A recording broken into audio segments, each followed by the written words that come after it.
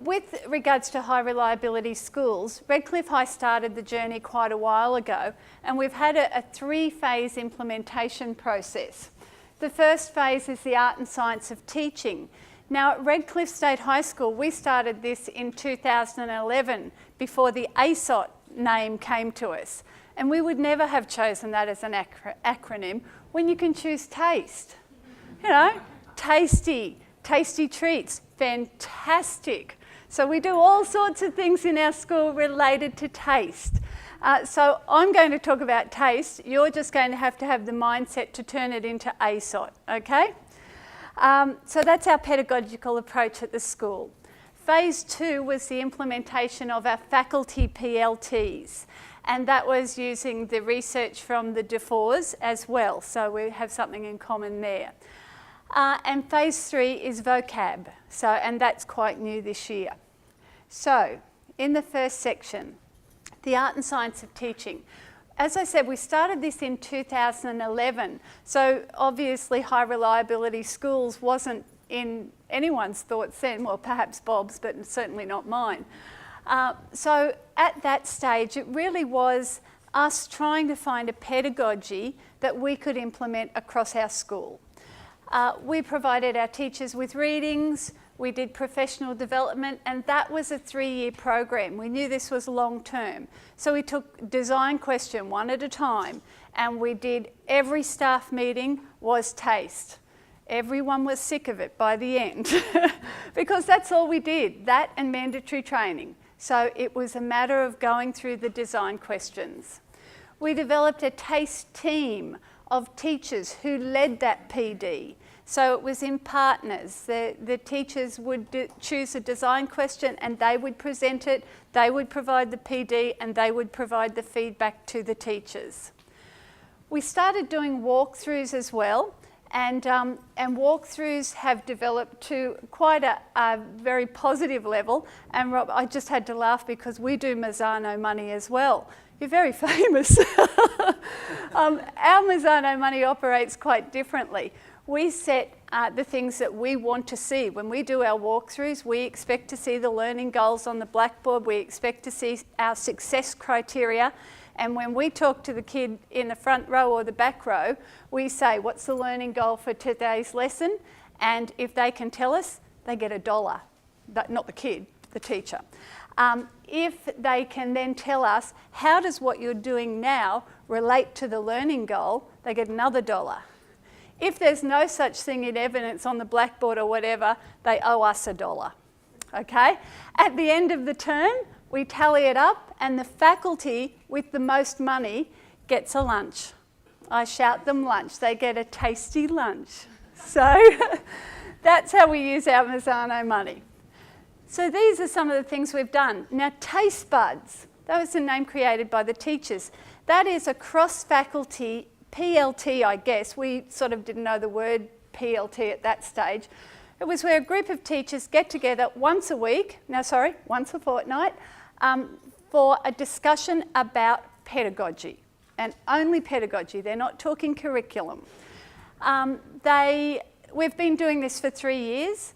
They change the taste bud groups every single year, and it's evolved to be an online thing. And to scaffold the actual meetings themselves, each group has a book that each member has a book that they actually that focuses the meeting itself.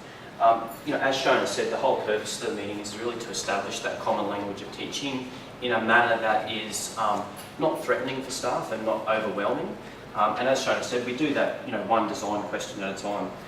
It's also really important to acknowledge that at our school we've got a whole range of teachers. Some teachers have been in the game a long time, some teachers haven't been in the game a very long time. So you can kind of feed off each other. And the idea is that hopefully you'll be able to share effective teaching strategies that you can use in your classrooms. So as Shona indicated, it happens on a fortnightly basis for 30 minutes, and that is rostered time on for the staff. The process itself stays pretty much well the same. So there's always a reading that is undertaken that is focused on a particular element or a design question itself. There's always reflective questions that actually that teachers need to jot down some notes about. Those reflective questions then actually provide a lens for the discussion that then ensures with the actual meeting itself. And then generally what we then ask staff to do is actually post what we call a takeaway. And we use iObservation for that. So a feature of iObservation is you can collaborate and create discussion boards. And the way that we've done it is we actually create discussion boards for each of our taste bud meetings. And if I just scroll down here, I'll try and get it to work.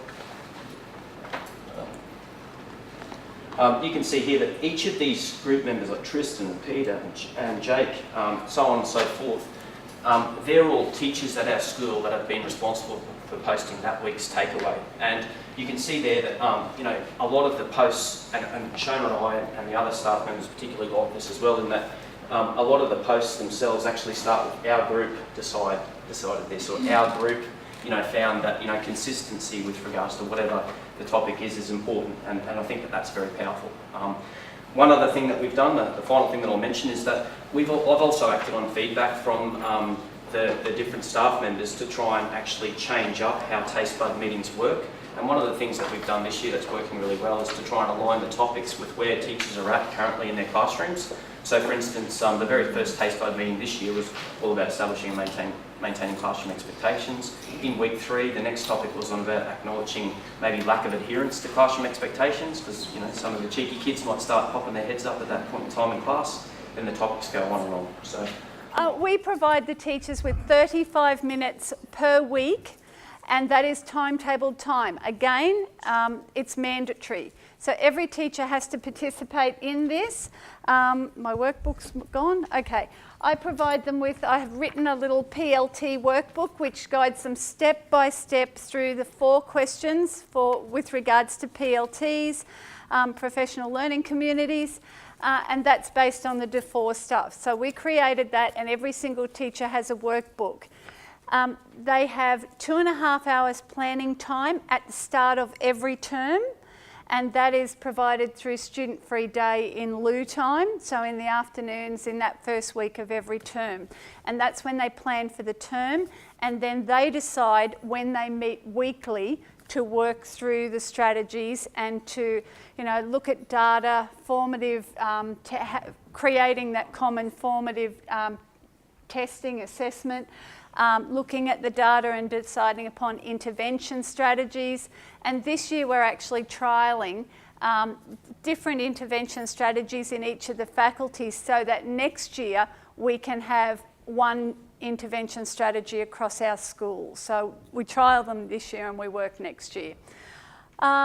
We had the help of a critical friend through Hawker Brownlow, and that person used to just have phone conversations with me.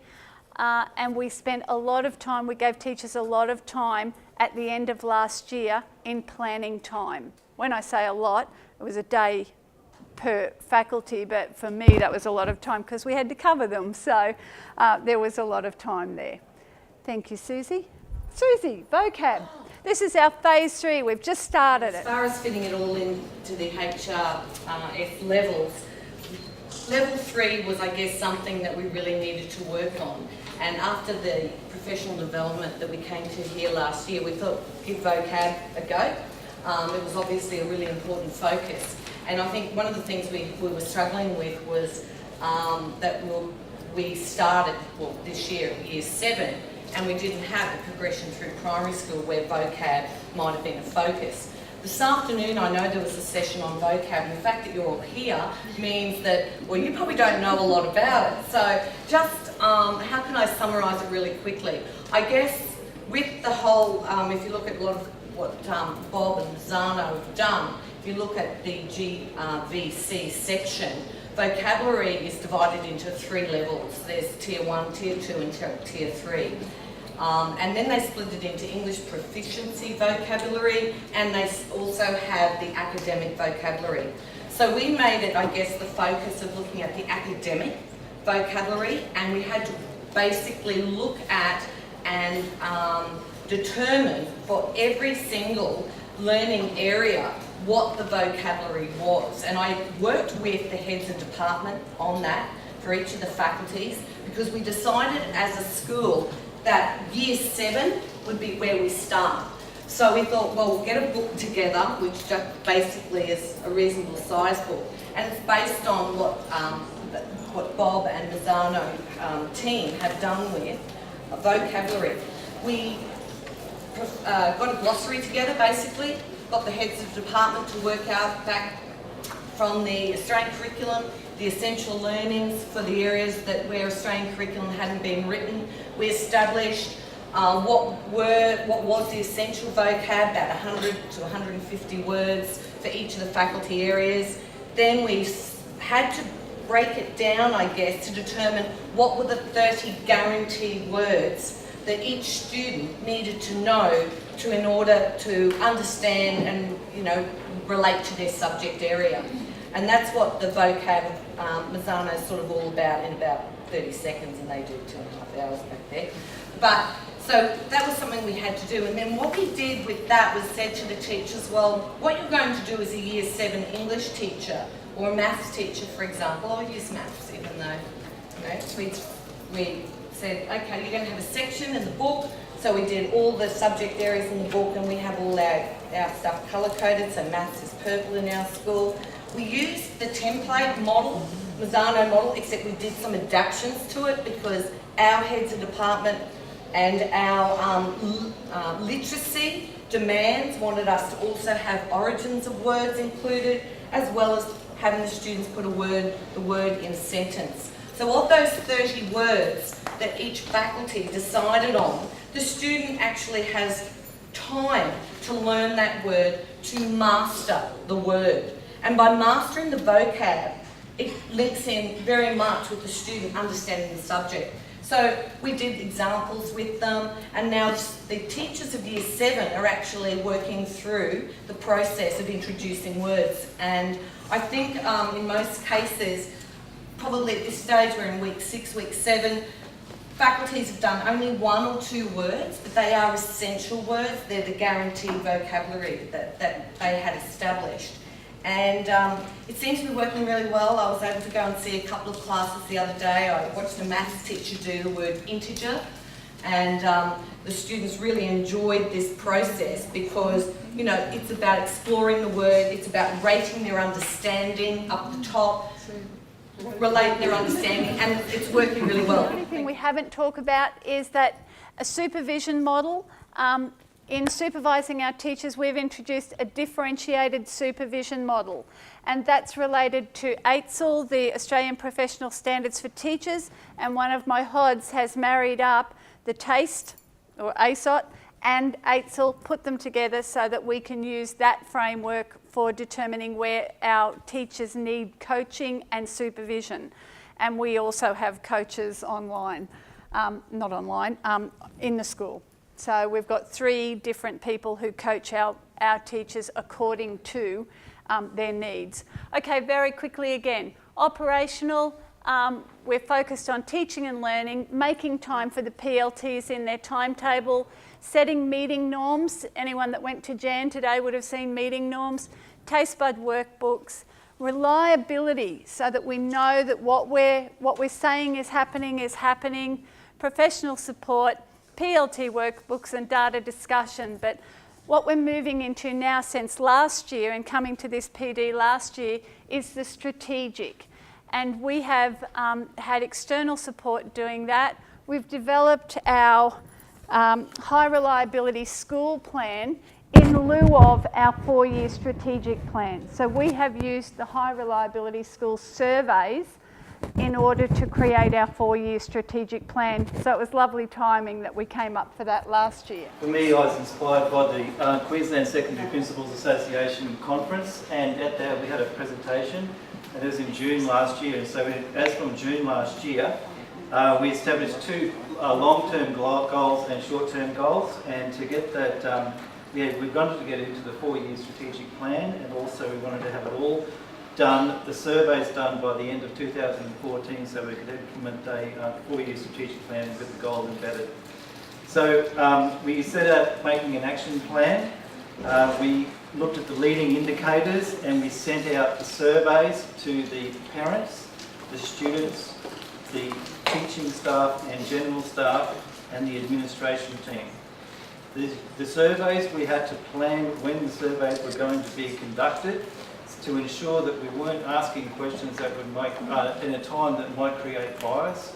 For example, if you're asking a teacher if you think that they don't have enough time to do the work, you wouldn't probably do that in the assessment time. So there's a lot of things that we looked at as to when we implemented the survey.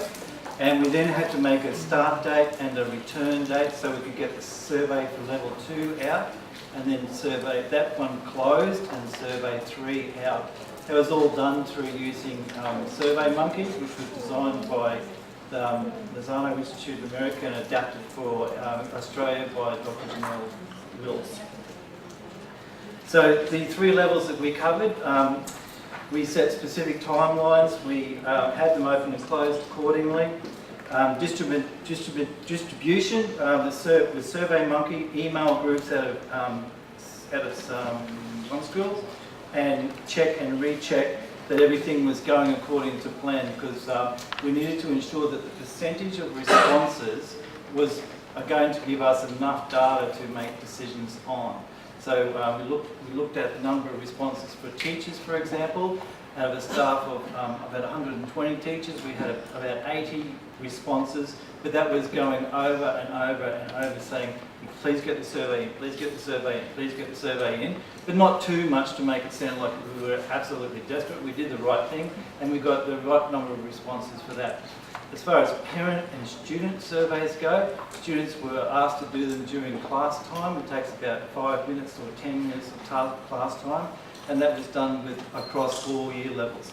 The parents, we sent out a bulk email to all parents throughout the community that we had on from the One School records, and the response rate was between 7 and 12%, so significant enough to get meaningful data from. So I wouldn't probably expect too much higher than that. That did take a fair bit of money, time to get those in. Issues that we came across when we were doing the surveys with some American terminology, for example, town centre. You go to the town centre and talk to the people and things like that. We just sort of had to make do with some of those things, and we just had to adapt the survey accordingly, which Janelle did.